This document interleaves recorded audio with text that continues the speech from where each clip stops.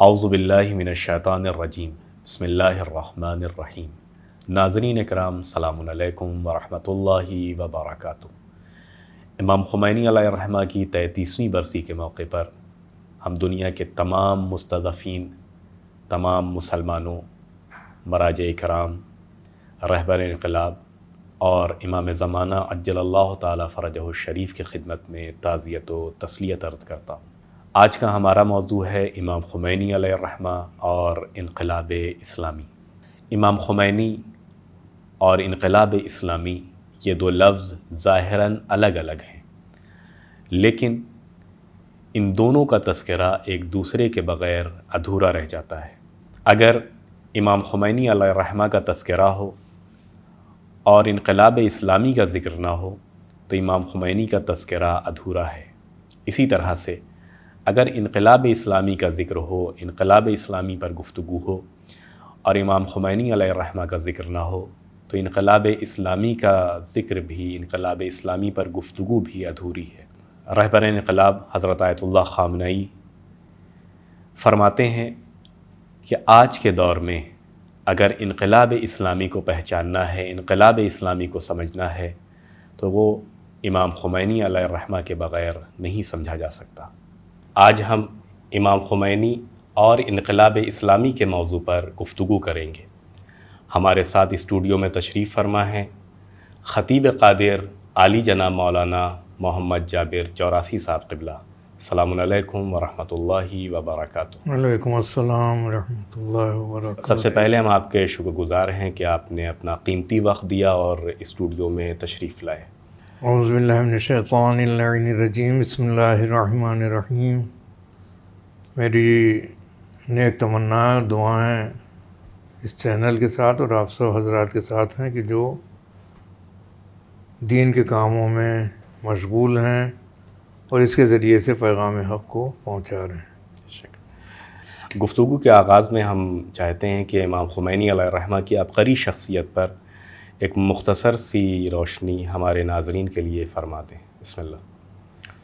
امام خمینی علیہ الرحمہ جیسا کہ انقلاب اسلامی ایران کے تعلق سے جی، ان کا تذکرہ ہوتا ہے تو اس سے اندازہ ہوتا ہے کہ کوئی ایک فقط انقلابی شخصیت ہے یا فقط ایک اسلام کا خدمت گزار ہے کہ جس کا تذکرہ ہے، یا ایک مجاہد ہے کہ جس کا تذکرہ ہے۔ ایسا نہیں، بلکہ ان کی شخصیت کے اندر متعدد چیزیں نمایاں تھیں، متعدد پہلو نمایاں تھے۔ ایک طرف تو ایک بہت ہی متبحر عالم، ذی استعداد فقیہ، ساتھ ساتھ میں وہ انتہائی دلگداز انسان کے جو ہر ایک کے غم میں شریک تھے، اور ایسا عمل ان کا کہ جس کی وجہ سے پوری دنیا ان سے متاثر ہوئی اور لوگوں کو اندازہ ہوا کہ ہمارے درمیان کوئی ہمارے بارے میں سوچنے والا موجود ہے۔ لیکن ان تمام چیزوں کے ساتھ اللہ سے رابطہ بھی ان کا اتنا مضبوط کہ ان کی عرفانی شخصیت اس کو کسی طرح سے فراموش نہیں کیا جا سکتا ہے، اور یہ عرفانی شخصیت تھی جس کی وجہ سے انہوں نے اتنا بڑا انقلاب برپا کر دیا، اس لیے کہ پورے طور سے وہ اللہ کو پہچانتے بھی تھے اور اللہ کے اوپر بھروسہ بھی تھا کہ ہم اسی کی مدد سے انشاءاللہ کامیاب ہوں گے۔ عرفان کا یہ عالم تھا، آپ پہچانتے تھے اپنے رب کو، رب کا عرفان، دین کا عرفان، پیغام الہی کا عرفان، کہ انہوں نے پوری زندگی میں اپنی عرفان الہی کو فراموش نہیں کیا اور معرفت الہی سے سر منہ بھی انہوں نے حجاب نہیں فرمایا۔ لہٰذا ان کے کامیابی کے اسباب میں ایک بہت بڑا سبب اپنے رب کو پہچاننا اور اپنے رب کے احکام کے اوپر عمل کرتے رہنا اور اس کے دین کی سربلندی کے لیے زیادہ سے زیادہ کام کرنا اور لوگوں کو متاثر کرنا ہے۔ بے شک۔ انقلاب اسلامی سے پہلے عالمی حالات کیا تھے؟ انقلاب اسلامی سے پہلے پوری دنیا عجیب افراتفری کا شکار تھی، یا یوں سمجھ لیجئے کہ مصر میں تو ایک فرعون تھا کہ جو غرق دریائے نیل ہوا، یہاں ہر ملک میں ایک فرعون نظر آتا تھا، ایک نہیں متعدد فرعون، فرعونیت کا غلبہ، چاروں طرف استبداد، سختیاں، مستضعفین کے اوپر ظلم و ستم، ظالمین کا بول بالا۔ ایسے ماحول میں آپ نے انقلاب اسلامی کا پرچم بلند فرمایا اور یہ دنیا پر ثابت کیا اور دکھایا کہ دیکھو ظالمین کے نرغے میں ہم ہیں ضرور، لیکن ہم ان کو برداشت نہیں کر سکتے، لہٰذا ان کا انقلاب جب آیا ہے، برپا کیا ہوا انقلاب اسلامی، تو اس وقت پوری دنیا میں ظلم و استبداد، زیادتی، ہر طرف کمزوروں کے ساتھ انتہائی شدت سے برے سلوک کیے جاتے تھے۔ اس میں آپ اٹھے ہیں اور اٹھنے کے بعد وہ آپ نے ثابت کر دیا کہ میں اٹھا تو ہوں انقلاب برپا کرنے کے لیے، لیکن ایک عجیب انقلاب ہے کہ جس میں ہاتھ میں تلوار نہیں ہے، اسلحے نہیں ہیں ہاتھوں میں، لیکن انقلاب برپا ہو گیا۔ اور اس کی بنیادی وجہ یہ ہے کہ آپ کے اندر پورے طور سے اعتماد پایا جاتا تھا اپنے رب کے اوپر، اور اسی کی وجہ سے آپ نے اتنا بڑا انقلاب برپا کر دیا، اور ایسے ماحول میں جب چاروں طرف ظلم و ستم کا بول بالا ہو۔ عالمی سیاست پر امام خمینی علیہ الرحمہ اور انقلاب اسلامی کے کیا اثرات ہوئے؟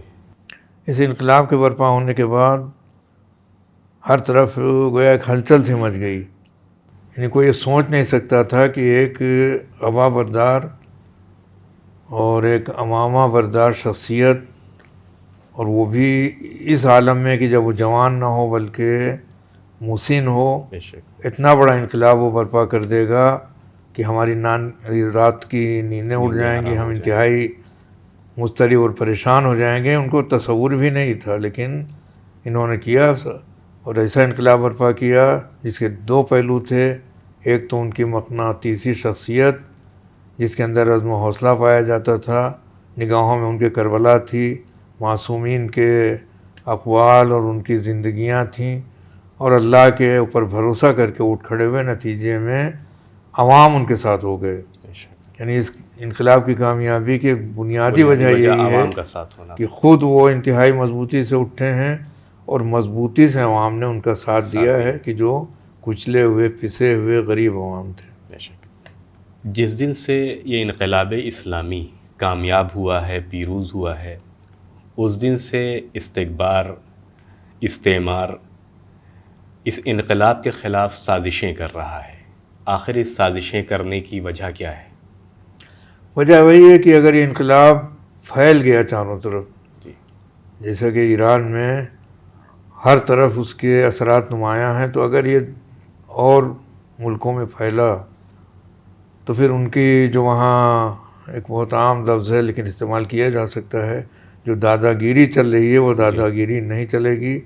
لہٰذا حکمرانوں نے سب سے زیادہ اس کی مخالفت کی، عوام نے مخالفت نہیں کی ہے۔ ایک چند انواع عوام ہیں کہ جو اپنے فکر کے ذوق کی وجہ سے ان حکمرانوں کے تائیدی بن گئے، لیکن عوام کی تائید نہیں حاصل ہوئی ان ظالم حکمرانوں کو، لہٰذا وہ صرف اس لیے اس کے مخالف ہو گئے کہ اگر یہ ہمارے ملکوں میں پہنچ گیا تو پھر ہماری تو کوئی حیثیت ہی نہیں رہ جائے گی۔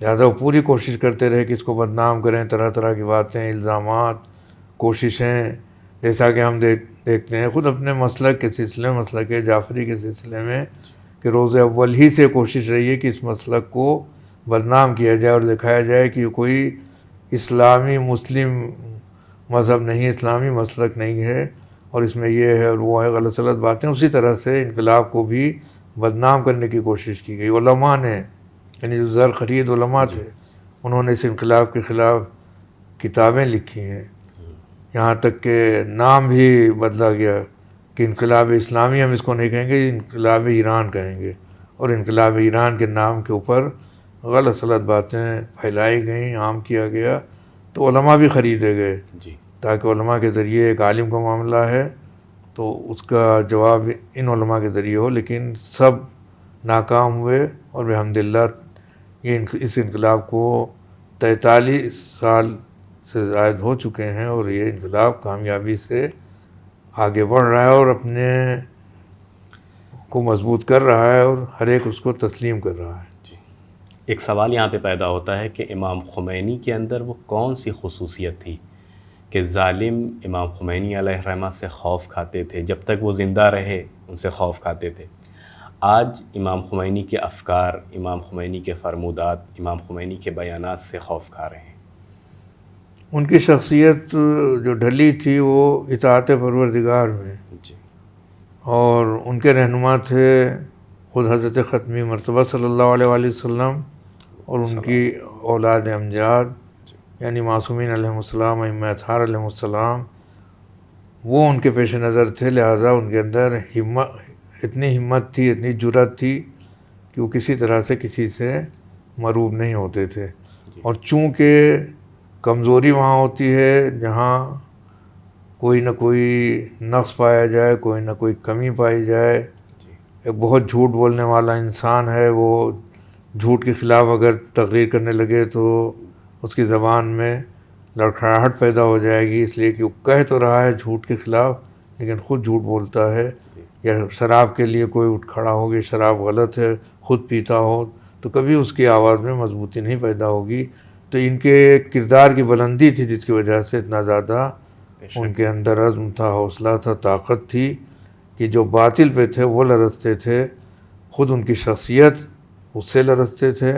اور اب ان کا انقلاب جو اس وقت ہے دنیا میں، ان کو اندازہ ہے کہ اس کا مقابلہ نہیں ہو سکتا ہے، تو اس کے پہلو پر خصوصی نظر رکھنا چاہیے کہ یہاں تک کہ خود اندرون ایران کچھ منحرفین تھے جو اٹھے ہیں، عہدوں تک پہنچ گئے ہیں، لیکن وہ سب ناکامیاب ہوئے، اس لیے کہ وہ ایک باطل عزم لے کر اٹھے تھے اور ایک حسینی عزم کو لے کر اٹھنے والے عالم کے انقلاب کے خلاف تھے۔ لہٰذا جس طرح سے یزید ناکامیاب ہوا ہے، باطل پر رہنے والے ناکام ہوئے، اور جس طرح امام حسین علیہ السلام کا پرچم حق ہر طرف لہراتا ہوا نظر آ رہا ہے، اسی طرح سے ان کی پیروی کرنے والا ایک ان کا خادم، ایک عالم دین، وہ کامیاب ہوا ہے اور اس کا پرچم انقلاب لہرا رہا ہے چاروں طرف۔ اسلامی حکومت اور جمہوریت کو امام خمینی علیہ الرحمہ نے کس طرح سے جمع کیا ہے؟ بہت ہی زیرکی سے انہوں نے یہ کام انجام دیا ہے، اس لیے کہ جس ماحول میں انقلاب انہوں نے برپا کیا اس میں جمہوریت پامال ہو رہی تھی۔ ہر طرف جو حکمراں تھے، ڈکٹیٹر تھے، اپنے حکم کو منواتے تھے، لوگوں کے اوپر ظلم و ستم کرتے تھے، اس سے ان کو مقابلہ کرنا تھا اور اس کو دبانا تھا۔ لہٰذا جمہوریت کا سہارا لینا ضروری تھا، تو جمہوریت کا انہوں نے سہارا لیا۔ لیکن جمہوریت میں یہ بھی ہے کہ اگر جمہوریت ہے تو جو لوگ کہیں وہی مانا جائے، تو یہ ان کی حکمت عملی زیرکی تھی کہ اس جمہوریت کو انہوں نے پابند شریعت رکھا کہ جمہوریت تو رہے لیکن شریعت کے خلاف کوئی عمل نہ ہو۔ لہٰذا جو نظام بنا ہے اور جو دستور العمل وہاں کا تیار ہوا ہے، اس کے اندر اتنی جان ہے کہ کوئی شخص بھی جمہوریت میں رہتے ہوئے بھی وہ شریعت کے خلاف کوئی کام نہیں کر سکتا ہے اور نہ کوئی تحریک چلا سکتا ہے۔ اسی وجہ سے یہ انقلاب آج تک زندہ و پائندہ ہے، اس لیے کہ اس کے اندر جمہوریت بھی پائی جاتی ہے اور جہاں شریعت کی روح بھی پائی جاتی ہے۔ اسی لیے کہا جاتا ہے جمہوریہ اسلامی ایران۔ بے شک ہاں، اس کا نام ہی یہی ہے، جمہوریہ اسلامی ایران۔ ہمارا آخری سوال آپ سے یہ ہے کہ امام خمینی علیہ الرحمہ کی وفات کے کیا اثرات ہوئے؟ ان کی وفات کا ایک تو میں ایک اپنا ذاتی واقعہ بیان کر دوں جس سے اندازہ ہو سکتا ہے کہ ایک روحانی شخصیت کے کیا اثرات مرتب ہوتے ہیں، پھر اس کے معنوی جو اثرات مرتب ہوتے ہیں ذرا مختصراً اس کا تذکرہ۔ میں ماہنامہ اصلاح لکھنؤ کی ادارت میرے سپرد 1982 میں، اور میں واعظین میں رہتا تھا، مسجد الواعظین لکھنؤ میں، ماہنامہ الواعظ کی ادارت میرے سپرد تھی۔ لیکن 88 میں نے استعفیٰ دے دیا، 1988 میں ماہنامہ الواعظ سے، تو واعظین کو میں نے ترک کیا، وہاں کی سکونت اور جہاں اصلاح کا دفتر ہے یعنی مسجد دیوان ناصر علی، مرتضیٰ حسین روڈ، لکھنؤ، وہاں میں چلا آیا اور اسی دفتر ہی میں اپنا میں نے بستر لگا دیا ایک طرف۔ تو تو اس طرح میرا قیام تھا. گرمی کا زمانہ تھا، جون جی یعنی 3 اور 4 جون کی رات تھی 1989 کی. اور مجھے پورے طور سے یاد ہے کہ ایک نصف شب گزری تھی کہ اچانک میری آنکھ کھلی، بہت ہی بے چینی کے عالم میں، جی اور یہ اندازہ ہو رہا تھا کہ جیسے کچھ ہو گیا ہے دنیا میں، یعنی کوئی بہت بڑا واقعہ ہو گیا ہے. جی اتنا اضطراب تھا مجھے، بے چینی، یعنی یہ نہیں کہ کوئی قلبی دورہ ہو یا کوئی اور بات ہو، کوئی مرض نہیں، جی بلکہ ایک الجھن کی جیسے کوئی دنیا میں بہت بڑا واقعہ رونما ہو گیا ہے. اور اس وقت ذرائع ابلاغ بھی ایسے نہیں تھے، لہذا کوئی پتہ بھی نہیں چل رہا تھا جی کیا ہے. سویرا ہوا، رات بھر میں ٹھیک سے سو نہیں سکا. سویرے معلوم ہوا کہ آج کی شب رہبر انقلاب اسلامی، قائد انقلاب اسلامی، بانی انقلاب اسلامی امام خمینی علیہ الرحمہ اس دنیا سے رخصت ہو گئے ہیں. تو یہ ایک اثر تو یہ مرتب ہوا، یعنی ایک روحانی شخصیت اس دنیا سے گئی تھی، لہذا میں متاثر ہو رہا تھا، اور بہت سے لوگ ہو سکتا ہے اور متاثر ہوئے ہوں. اور پھر ان کے اس انقلاب کا اثر اور جو انہوں نے برپا کیا، وہ اثرات مرتب ہوئے چاروں طرف اثرات، لہذا ان کی وفات کی وجہ سے ہر طرف ایک اضطراب اور بے چینی پیدا ہو گئی کہ وہ چلا گیا کہ جو ہم سب کا سہارا تھا، وہ چلا گیا کہ جس نے ہمارے لیے انقلاب برپا کیا گیا، وہ چلا گیا کہ جس سے ہم پر امید تھے کہ اگر وہ زندہ و سلامت رہا تو جس طرح سے ایران کے اندر شہنشاہیت کا جنازہ نکلا ہے، ظلم و ستم کا خاتمہ ہوا ہے، اسی طرح سے ہماری مملکتوں میں بھی، ہماری حکومتوں میں بھی جو ظالم حکمراں ہیں ان کے وہ خاتمہ ہوگا، اور نتیجے میں عدل و انصاف کی حکومت قائم ہوگی. اس لیے کہ آپ کی کامیابی فقط اس لیے نہیں تھی کہ آپ نے انقلاب اسلامی برپا کیا، بلکہ مستضعفین کی حمایت میں اٹھے تھے، کمزوروں کی حمایت میں، لہذا دنیا بھر کے کمزور آپ کی وفات سے متاثر ہوئے. اور اس کے بعد جگہ جگہ جو پروگرام ہوئے، جو تعزیتی جلسے ہوئے، ان سب سے اندازہ ہوتا ہے اس میں غیروں نے بھی نظمیں کہیں، اپنے افکار ظاہر کیے، اپنے نظریات ظاہر کیے. تو ان کی وفات کے بعد بھی جیسا انقلاب کے اثرات پوری دنیا میں پھیلے تھے، تو وفات کے اثرات بھی دنیا میں پھیلے. انقلاب کے بعد امیدیں تھیں، وفات کے بعد ایک ذرا سے مایوسی تھی، لیکن بحمداللہ اس انقلاب کو جس کو انہوں نے برپا کیا تھا، ان کی وفات کے بعد بھی جس طرح سے انہوں نے مرتب کر کے اس کو دنیا کے سامنے پیش کر دیا تھا، آج بھی وہ زندہ و تابندہ ہے. یعنی آپ خود، آپ کی شخصیت زندہ ہے اپنے افکار و نظریات کی وجہ سے، اپنے کارناموں کی وجہ سے، اور ان کا انقلاب زندہ ہے اخلاص و للہیت کی وجہ سے. بے شک. امام خمینی علیہ الرحمہ کی زندگی سے ہم یعنی کہ طلاب، علماء، ان کو کیا درس لینا چاہیے؟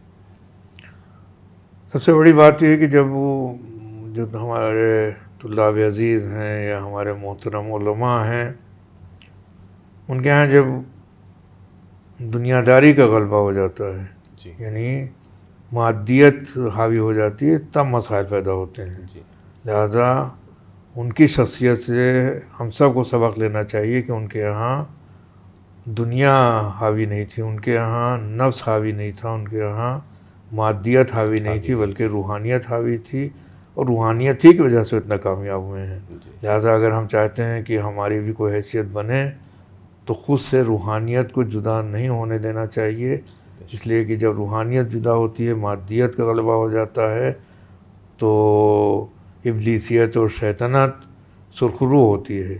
اور جب مادیت کمزور ہو جاتی ہے تو اللہ کا نظام مضبوط ہوتا ہے، للہیت ہمارے دلوں میں ہوتی ہے، تو روحانیت ہماری پائیدار بنتی ہے. لہذا ہم سب کو اس جانب متوجہ رہنا چاہیے کہ جو ایک ایسی شخصیت تھی جو مرض تقلید بھی تھے، اور جنہوں نے دنیا کی رہنمائی کی سیاسی میدان میں بھی اور دینی میدان میں بھی، لہذا اسی روش پر ہم چلیں، یعنی دین کو ہم سامنے رکھیں، دنیا کو پس پش رکھیں.